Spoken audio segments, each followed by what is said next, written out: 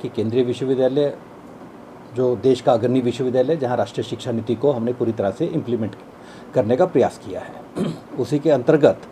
क्योंकि now it has made mandatory कि हमारे जो विद्यार्थियों का है वो लगभग 15 दिन से लेकर के 1 महीने तक का इंडक्शन प्रोग्राम हमने शुरू किया है और उसी के तहत फैकल्टी डेवलपमेंट प्रोग्राम, क्योंकि हम ये कहते हैं कि हम करिकुलम चेंज कर लेते हैं, सिलेबस चेंज कर लेते हैं और जब तक हमारी एजुकेशन जो है वो स्टूडेंट सेंट्रिक रहेगी, टीचर सेंट्रिक रहेगी और स्टूडेंट सेंट्रिक में हम शिफ्ट नहीं होंगे, तब तक कहीं ना कहीं एक बहुत बड़ा गैप जो है वो देखने को मिलता है। इसीलिए कहीं ना कहीं यूनिवर्सिटी ग्रांट्स कमीशन ने ये कंपलसरी किया है कि टीचर्स को एक प्लेटफार्म के नीचे बैठ करके कम से कम 3 दिन तक अपना मंथन करना चाहिए इंटरडिसिप्लिनरी बनाने के लिए, ताकि आपस में हर चीज़ की नॉलेज, अगर हम न्यू टीचिंग पेडागोजी की बात करते हैं, हम पढ़ाने की बात करते हैं, हम इंटरडिसिप्लिनरी सब्जेक्ट्स की बात करते हैं और अपने आप को टीचर्स को अपडेट करते हुए, अगर मैं आज आर्टिफिशियल इंटेलिजेंसी की बात करता हूँ तो आर्टिफिशियल इंटेलिजेंसी का अपने आप में हर विषय के लिए बड़ा बहुत महत्वपूर्ण योगदान है। तो इस तरह के कई विषय हैं आज जो कि सब्जेक्ट में उसका समावेश होना बहुत ज़रूरी है। उसी के तहत हमें ये देखते हुए आज हमारे बीच जो हैं गुरुग्राम यूनिवर्सिटी के प्रोफेसर दिनेश अग्रवाल हैं, वाइस चांसलर, वो हमारे यहाँ पर आए हैं। प्रोफेसर राज नेहरू हैं जो कि स्किल यूनिवर्सिटी के वाइस चांसलर हैं, उनकी अभी स्किल यूनिवर्सिटी में अग्रणी स्थान पूरे देश भर में लिया है, वो वाइस चांसलर हमारे साथ हैं। रेवाड़ी जो इंदिरा गांधी यूनिवर्सिटी के हैं वाइस चांसलर प्रोफेसर यादव, वो हमारे साथ हैं और भी बहुत से एक्सपर्ट्स जो हैं आज हमारे मध्य आए हैं। और मुझे लगता है कि आज हमने तीनों कैंपसेस के टीचर्स को एक साथ इकट्ठा किया है और ये जो फैकल्टी डेवलपमेंट प्रोग्राम है ये ना केवल आज है, ये तो हमने शुरुआत की है, लगातार हमारा चलता रहेगा, बीच बीच में चलता रहेगा, क्योंकि whatever the value we want to imbibe into the students, मुझे लगता है कि अपने आप को पहले टीचर्स को उस प्लेटफॉर्म पे अपने आप को लाना पड़ता है और अपने आप को अपडेट करना पड़ता है। उसी के तहत हमने प्रयास किया है कि पूरे टीचर्स को, क्योंकि टीचर हमेशा लर्निंग स्टेज पर रहता है और लर्निंग स्टेज पर ही रहना चाहिए। अपने आप को जिस दिन हमने दिमाग बंद कर दिया तो इसका मतलब ये है कि कहीं ना कहीं लर्निंग ख़त्म हो गई है। तो मुझे लगता है कि उसी के तहत आज मैंने फैकल्टी डेवलपमेंट प्रोग्राम का यहाँ आयोजन करा, क्योंकि हमारी जो राष्ट्रीय शिक्षा नीति 2020 में जो आई है, उस राष्ट्रीय शिक्षा नीति में इंडियन नॉलेज सिस्टम का एक बहुत बड़ा मतलब इम्पोर्टेंस उसको दी गई है। तो उसको हमें आगे लेके आने की भी ज़रूरत है,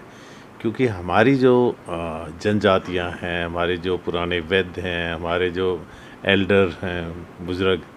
उनको जो नॉलेज है पेड़ पौधों के बारे में, तो वो एक ख़त्म होती जा रही है। हमारे जो वैद्य थे उनके पास भी जो नॉलेज थी मेडिसिन प्लांट्स की,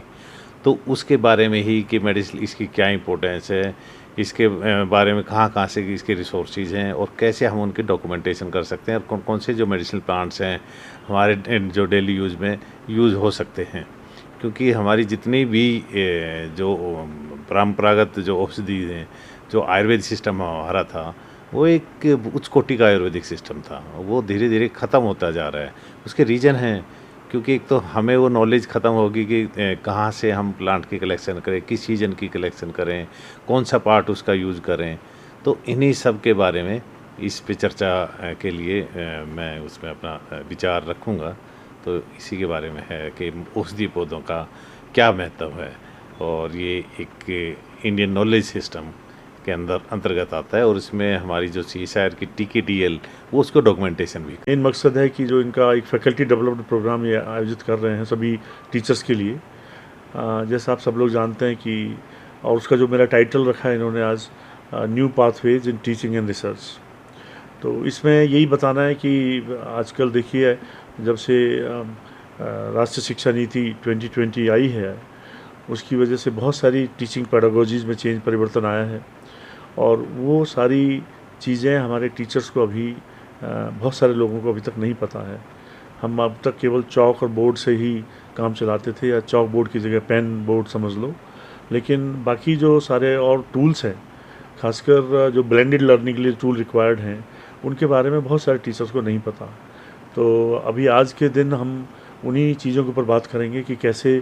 टीचिंग में परिवर्तन हुआ है, टीचिंग लर्निंग किस तरह से होनी चाहिए आने वाले समय में, और इसी तरह से रिसर्च भी।